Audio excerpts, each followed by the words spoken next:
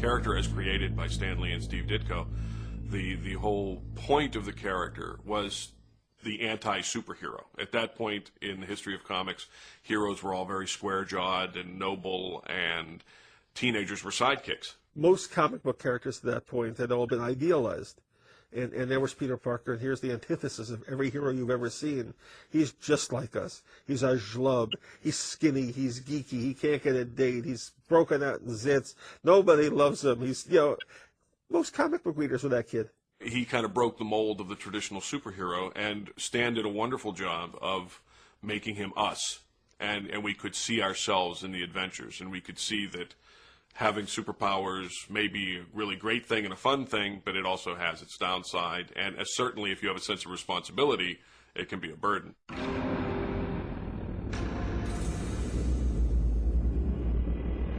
Steve Ditko was perfect for what Stan was trying to accomplish in Spider-Man, because he was used to drawing unglamorous, normal-looking people in mystery stories and in monster stories and such. So Peter Parker looked crashingly average when Steve Ditko approached him. He just looked like a regular guy instead of a superheroic figure. Steve drew a skinny, geeky kid in a cool costume. You didn't suddenly put on the mask and become heroic-looking. He was still skinny.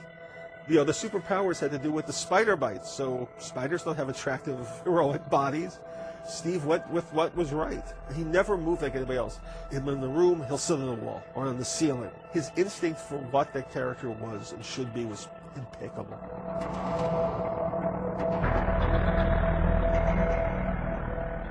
There's no costume that's more evocative of the character. It's just spooky looking. Plus, it had that mask that covered his entire face, which, if you're going to have a secret identity, is probably the smartest way to go. You don't want to go with just a pair of eyeglasses.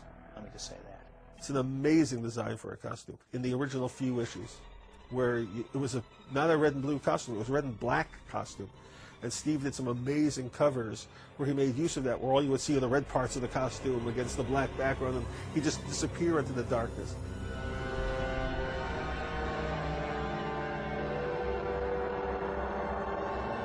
It's designed so it's recognizable from any angle. You get a back shot of Spider-Man, you know it's Spider-Man. There's a big spider on his back. You get a front shot of Spider-Man, you know it's Spider-Man. There's webs all over, and there's a spider on his front. There's no angle it's not interesting from. It is such a good costume. The only problem I've ever had with it was believing a 16-year-old high school kid could design that costume.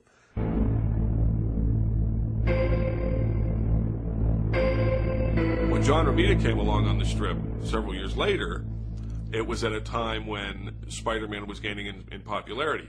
When I took over with Spider-Man, I felt obliged to do a Ditko simulation. I did not want it to be a Romita book.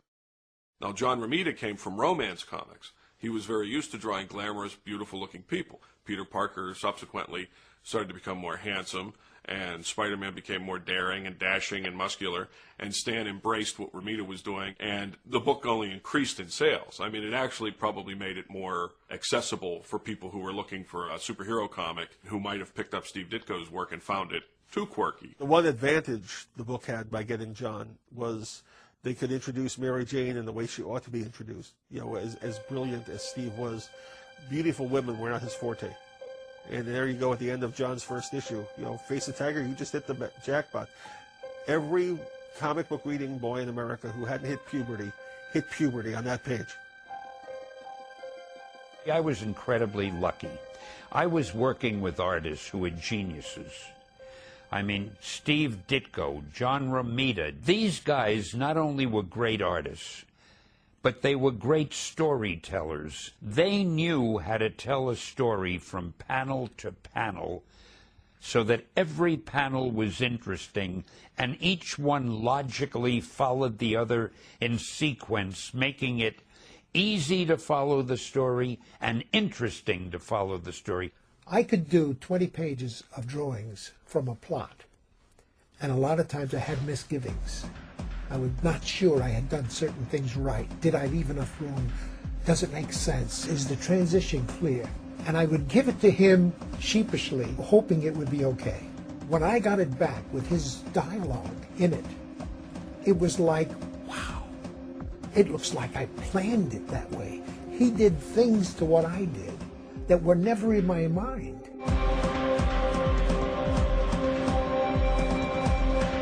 some point, a fan had sent a story to then editor-in-chief Jim Shooter where Spider-Man gets a black costume. But unfortunately, that was the only thing that happened in the story. It wasn't a story. It was a bit. It was an idea. My writing partner and, as he puts it, unindicted co-conspirator, Mr. Tom DeFalco, was the executive editor of Marvel Comics and was assigned by Jim Shooter to work with this budding writer fan who had sent this idea to see if they could hammer it into an issue of Spider-Man. Jim Shooter, who was the editor-in-chief at the time, liked the idea of Spider-Man getting a different costume and bought the story from this writer, paid him the usual rates, and bought all rights to the story. He assigned me the job of trying to turn this preliminary idea into a publishable comic book. I worked with the writer. He did a number of drafts, but ultimately we couldn't get a story that actually worked. So we put the concept on the side and kind of forgot about it. A few years later, Marvel Comics made a deal with Mattel to do a line of action figures. The line of action figures would be called Marvel Superhero Secret Wars, and we decided to launch a brand new comic book with the same title and make it a big event. They would do a 12-issue series monthly for the course of a year where all the heroes and all the villains are brought together on an alien world to battle each other. The way it was going to be structured is that in one issue of Spider-Man, he would disappear at the end.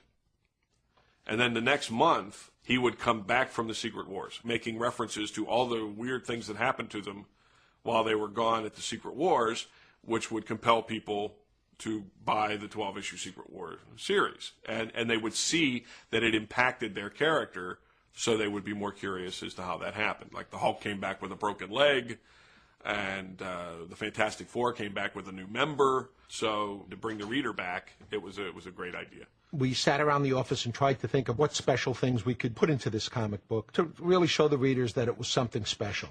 Jim Shooter remembered the idea of Spider-Man getting a new costume and said, we're going to give Spider-Man a brand new costume in the course of this. That'll get everyone's notice. The overall response was one of, this is something special and different.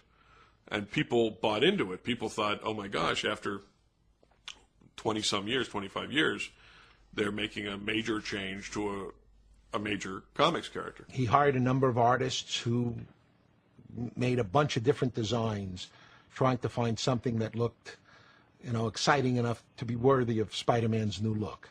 A gentleman named Mike Zeck, who was the regular artist on the Secret Wars series, in conjunction with Jim Shooter, came up with the initial design. I did 251 and 252, where he shows up at the beginning with the black costume. When they sent me the plot, they sent me a sketch, a figure in the first version of the black costume, and I thought it was a new villain. I had no idea what was being planned. So I called the office and said, well, this new villain looks neat. And they said, no, that's Spider-Man's new suit. And I went, really? Okay. And, of course, read the plot more carefully and saw what they were talking about. 253 and 254 were done by a gentleman named Rick Leonardi. And when he saw the black costume, he had a few ideas on how to tweak it a little bit. Originally, the arms coming off the spider just had like one break in them. And he came up with the idea that if you put a few more breaks in it, says spider a little bit more. And I liked what he did with it a lot. To tell you the truth, when I first saw the design, it looked very strange to me, because after 20-some-odd years, I was used to Spider-Man having a certain look. I know that Ron Frenz, the artist, was assigned to draw Amazing Spider-Man, and he was so excited. It was a childhood dream come true.